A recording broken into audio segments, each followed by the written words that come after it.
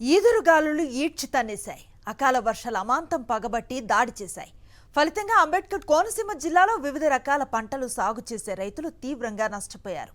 ధాన్యం తడిసి వరి రైతులు బోరుమంటే విపరీతమైన గాలుల తాకిడికి కొత్తపేట నియోజకవర్గంలో పెద్ద సంఖ్యలో అరటి చెట్లు నేలకూలాయి. కూరగాయల రైతులను అకాల వర్షాలు ముంచేశాయి. మొత్తం మీద కోనసీమలో ఏ రైతు కూడా సుఖంగా లేడు. రబీ సీజన్ చివర్లో హఠాత్తుగా కురిసిన అకాల వర్షాల కారణంగా కోనసీమ జిల్లాలో పలు చోట్ల వరి పైరు నేలకు వంగిపోయింది. కోతలకు ముందు వచ్చిన వర్షాలతో రైతులు తీవ్రంగా నష్టపోయారు. కోసిన వరి ధాన్యాలు తడిసిపోవడంతో గిట్టుబాటు ధర రాక రైతులు మునిగారు. కొత్తపేట నియోజకవర్గంలో కీలక ఉద్యాన పంట అయిన అరటిపైన తీవ్ర ప్రభావం చూపింది. అరటి తోటల్లో పెద్ద సంఖ్యలో చెట్లు కూలిపోయాయి. అంతా సజావుగా సాగి ఉంటే ఎకరానికి ₹1,00,000 విలువ చేసే దిగుబడి వచ్చేది.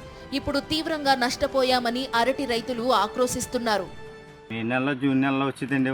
మనకి వానలోనే గల్దుములోనే మనకి ఏప్రిల్ నెలలో వచ్చేసిందండి.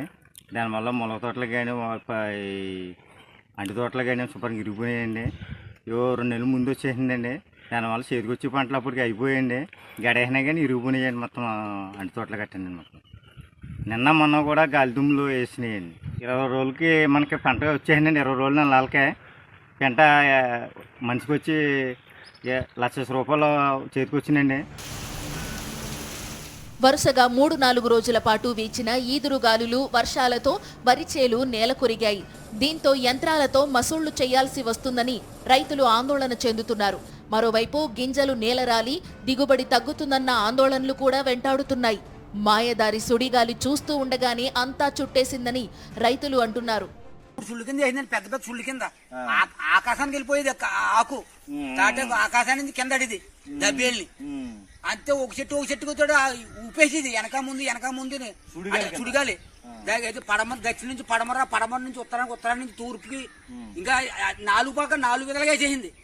4 విధాలు అయితే చెట్లు, కొబ్బరి చెట్లు, యాప చెట్లు అన్ని కంప్లీట్ దాన్ని తెరపడిపోవచ్చం అయిపోయిందండి బాబు. ఓ పావు గంట 30 దాకా సిర్లండి. ఇంకా 1 గంట ఉంటే మాత్రం మొత్తం చెట్లన్నీ పడిపోనండి. గత ఏడాది వరకు వైఎస్ఆర్ కాంగ్రెస్ ప్రభుత్వం తడిసిన ధాన్యాన్ని కూడా కొనుగోలు చేసింది. ఇప్పుడు కూటమి ప్రభుత్వం ఇంతవరకు అలాంటి చొరవ చూపడం లేదని రైతులు ఆక్రోశిస్తున్నారు. జగన్మోహన్ రెడ్డి తరహాలో చంద్రబాబు నాయుడు కూడా రైతులను ఆదుకోవడానికి ముందుకు రావాలని రైతు సంఘాల నేతలు డిమాండ్ చేస్తున్నారు.